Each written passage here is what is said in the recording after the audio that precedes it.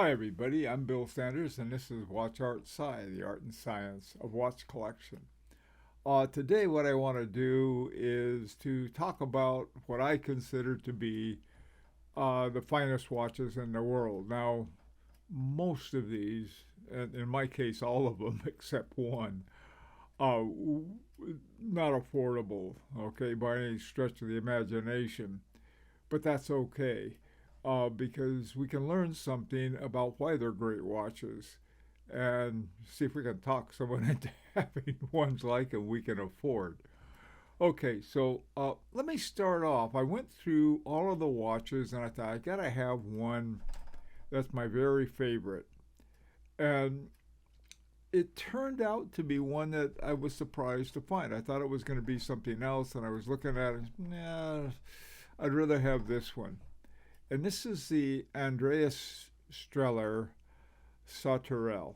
Not sure how you pronounce it. It means grasshopper in French. And what he's done, he's placed a remontoire égalité. You can see it there on the picture about, I guess, around 11 o'clock. 10, 11 o'clock, it's up there to see. And the the second hand is a jumping second. And so it jumps and winds the remontoire and off it goes. And it's hand done, and they only make a handful of them every year, and 107,000 bucks. Fantastic watches. They have a number of different uh, Sauterelle versions. Some of them have a moon phase. Another one has sort of like a Earth phase. Really interesting watch. And the one of the things about it is that the wheel train is totally separated from the escapement, and so the power goes to the remontoire, and it controls uh, the escapement and the movement of the fork to the balance spring. It's a free spun balance spring. Okay, so now that was my very, very favorite. Uh, and oh, by the way, too, I know there's going to be a lot of people say, "What? What? You didn't mention such and such," and I can't believe it. And they'll go to their fainting couch and tell me about it. Please do. I want to hear what your views are because I don't expect everyone to agree with me because what fun would that be? Okay, so that's the first one is the Andreas Strehler Sauterelle. The second one is one that is really just incredible handwork. I've seen some of the work that Roger Smith has done. The latest one, or the last one he did, I keep hearing rumors he's going to quit, is the Series 6. It has a date indicator along the rim right under the bezel, and the rest of it is pretty much a three-hand watch, hour, minute, and small second. Done beautifully, just totally, just a beautiful one. I got a picture from his site. You can see the movement below, and it's just gorgeous. Really, his stuff is fantastic. Another one. This one is a a favorite of mine. Is Greubel Forsey is a favorite, along with this handmade number two. Now, the horology in here is, I mean, it's quite good, but the point of it is, and the handmadeness of it takes forever to make one. I think there's something like 5,000 hours to make a single watch, and only make two or three of them a year. This one, the only difference between this one and handmade one, I believe, is the power reserve indicator. You can see that at 9 o'clock on that. One of the things that they talked about in the handmade is something for young watchmakers to get involved in doing things like this, to put together an actual watch by hand. in order to understand the tradition and really the beauty of watchmaking. Now, Greubel Forsey's, they got a lot of other watches I like too. This one I happen to like a lot. Now, this next one is the FP Journe Chronometre Souverain Havana. The Chronometre Souverain has been around for a while, and basically it's a three-handed watch with or without the power reserve indicator. Some of the models using the same, I think it was a 1304 movement. The movement is really beautiful on this watch. It's for some reason, I'm still not sure why, but he did. He decided to make them in gold. So the base plates and bridges are all 18 karat gold. The thing I like about this watch is the twin barrels in parallel, and so you get an even flow of power. When you have all of the gear train to move, along with the power reserve indicator, having two of them will smooth it out. It's I think end up with a lot better timekeeping. I have one. It's not the Havana, but it's just a regular Chronometre Souverain. I think it's like the best simple three-handed watch around. This side of a one with a remontoire. Love this watch. Now, I'm not a chronograph fan, but one of the most exciting things that has happened in the 21st century in horology is the AgenGraphe chronograph. There's this wonderful article that Quill and Pad did about it, and it just, like, everything about it is amazing. This was designed by actually the winner of the Watchmaker of the Year in 2007, I believe, Jean-Marc Viderec from AgenGraphe. And a lot of the things in it, 3 patented inventions that are part of it is the Agenpit regulator. And the Agenpit regulator, you have these screws on top and you loosen them and then you move it to regulation for the frequency. And then on the other side, you have for the beat. You have these sort of two layers. One layer of screws is up here and the other one's down here. And as you tighten and loosen them, you can, setting the regulator, rather than pushing an arm back and forth, you can do it with just with the screws. Interesting. And like I said, both the frequency as well as the beats. So that's another thing. These are just added things to it. I think the big thing is the Agen clutch. I'm not into chronographs. I may have mentioned that already, but people who are, one of the things is horizontal and vertical clutches. This one doesn't have a horizontal or vertical one. It has an Agen clutch that just gets away from all of the problems that both of them had. So this is another, again, these are our personal inventions, I guess, what they call that. Intellectual property, but they're just part of it that come with the rest of it. Now the rest of it is that around the side, Jean-Marc refers to it as a donut, and so the chronograph, rather than going around the side, it goes in the middle of the donut. Around the side is your base movements. Now another thing that's in there is something that's it's a gear called an Agen's gear. One of the problems that all watches have at some point is gear slippage. And this is especially true where you have a larger teeth with smaller teeth, where you have to have more teeth, they're going to be smaller. There's just physics of it. And so what Jean-Marc invented was this gear called the Agen's gear, and between the teeth they have these little springs, and so when another tooth comes in from another gear, it's trapped in there, and so there's no slippage at all.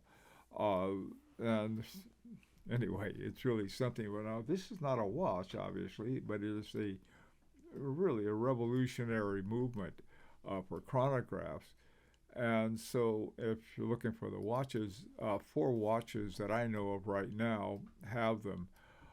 First of all, is Fabergé Visionaire chronograph, one I really like a lot. I like them all, so I'm not going to pretend otherwise. And it's automatic, and the rotor is underneath the dial. I don't think it's a typical rotor, but it's underneath the dial rather than on the back of it. The Singer Reimagined Track 1. Now, some of you may know that what Singer does is it gets these Porsches and fixes them up, and someone has a Singer Porsche, which is really a super cool car to have. But they decided to do watches, and they have some really great watches, and they use the AgenGraphe movement for a lot of different versions of their watches. The one at the bottom left is the H. Mozart Compagnie Streamliner flyback chronograph. This is another favorite of mine. It doesn't have an hour hand, or it doesn't have an hour chronograph hand, which I really like. I mean, if you can turn on a chronograph, you're going to be measuring something. You wait hours, you might as well just use a regular hour hand. It's not, not too hard to figure out, but most chronographs are measuring shorter time periods, and so, why put it in unless you want to? Unless you want to use an hour, you can. Also an automatic. Now, the final one, and this is the newest one, is by Ming, called the Ming 20.01 Series 5, and it's manual. I don't know why it's manual rather than automatic, but I generally like manual better than automatics, and so I like this a lot. And so all of them, though, I tell you, there's not a single one for a person who isn't especially interested in chronographs. Any one of them, probably the Moser I like the best because it has the cleanest dial. Nothing fancy there. Okay, this next one is Romain Gauthier, the Logical 1. And what I like about the Logical 1, one of the problems with a chain and fusee constant force mechanism is they work, so they'll keep a constant force going, a sort of little cone-shaped thing called a fusee, and it unwinds and it's sort of like a tower, and with each unwinding, the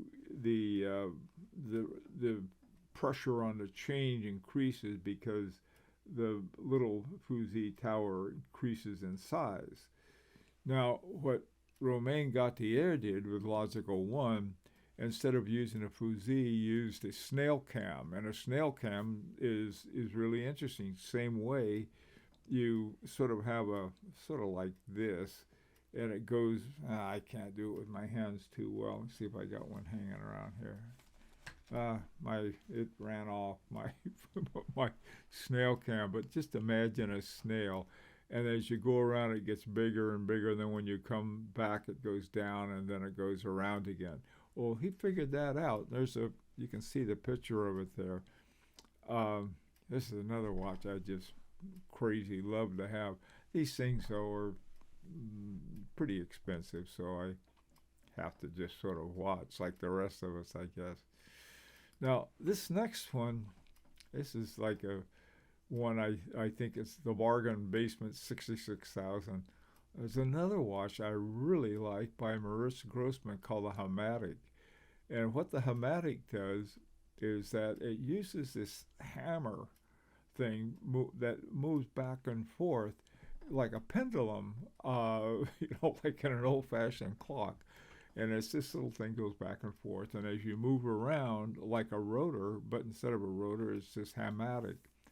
And let me say something else about German watches and Moritz Grossmann. They have a lot of really top-notch watchmakers. In Dresden, they have at least three that I can think of. Langenheim, Christian, what's his, I can't think of his last name, but he's really good, but I think he's retiring too. And Stefan Kadoki, and then up in Glashütte, where Moritz Grossmann is, there's Allanga and several other ones, Tutima, which is another one of my favorites. There are a lot of really excellent German watches. This is my favorite, though. My very favorite watchmaker is Marco Lang, who has his own eponymous company now. He was the guy who founded and really built all of the great watches in Langenheim, and now he has probably the best German watch called the Zeit something or other, I believe, and it's this great watch you flip over and everything. Not cheap, big waiting list, but worth it. So there are a lot of really good ones there. Moritz Grossmann's overlooked a lot, and man, I'll tell you, they are fabulous watches. They really are. Okay, this next one is a French guy. I've always liked this guy. There's a young guy. He's not as young anymore when he started, but he's in his 30s, I think, early 30s, late 20s.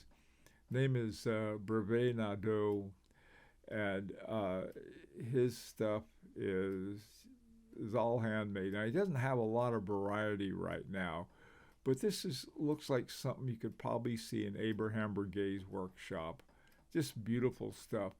One of the other things that I like about it is key wound. And if you've ever read George Daniels' books, which nobody does, everybody looks stuff up there, but there was this one section on key wound versus the keyless works. He's not crazy about keyless works. I think just about most, if not all, of the watches in the watchmaking book are actually key wound. And so what Brivet-Naudot did is that he made one he called the Eccentricity. Just beautiful watch. I mean, you can, from both sides, the front and the back, you can see all the aspects of the movement. Really just a fabulous design, all handmade, great watchmaker. This is a guy to keep an eye on. I hope he does more. Okay, now this next one is Hajime Asaoka, his Tsunami. This is the second Tsunami. The first one he had was just called the Tsunami. This one is called the Art Deco Tsunami. And the thing I like about this is that I always like big balance wheels, because what a balance wheel is, it's a stand-in for a pendulum, okay? And the larger the balance wheel, the greater the inertia. And so you have a steadier oscillation with a bigger one. And so that's one of the reasons I like it. And Raoul Paget had one in the Grand Prix this year that also had a big balance wheel. Just fabulous, really fabulous watches. And the thing about Asaoka, great finishing, just incredible. His watches, this is one of the watches I really want to have. Okay, now this final one probably comes as a surprise to everyone. Okay, let me explain why. This watch is the Peacock from a company called Peacock. They're located in Dandong City, Liaoning province in China. And what I had read about them is that there are all of these watch factories in China, and there's a lot of the same movements, the seagull movements, but there's a great deal of variation in terms of quality. And Peacock is supposed to have one of the top ones. Well, what happened, I was asked to review a Peacock tourbillon a year or so ago, and I got it, and right away, feeling it, working with it, winding it up, everything about it was just fantastic. It reminded me of the Grand Seiko, that kind of quality. Now, this is the newer one called the Peacock Witness Handmade Guilloche Tourbillon. The guilloche looks pretty much like a Clos de Paris or the hobnailed, but the whole thing is, I don't know, I saw this, I thought, this is very cool. It's probably pretty much the same movement in the one that I had reviewed about a year ago and liked quite a bit. But this one is a newer model, and it's something like skeletonized, but not in a way that messes up the dial. I really like this watch. Now, here's the part I like the best. Until now, between now and December 10th, when I looked it up, they're having a sale, and this one was normally $2,500, and they lowered it $200 to it's $2,300. If you're into getting a tourbillon, here's your chance to get a really nice one for a price that is very affordable. Some years ago, I said I think that China is eventually going to be starting making watches that people are going to look at in the same way that they're looking at Seiko, and eventually the same way that they look at Swiss watches. And I think this is sort of a nice ground floor to know about. So anyway, so those are the watches that I think are the finest ones. And naturally, I really would like your opinion, even though I know you're going to say I can't believe this. But that's okay. Go ahead. It's an opportunity to subscribe if you like. And until next time, this is Bill Sanders for Watch Art Sci, the art and science of Watch collection.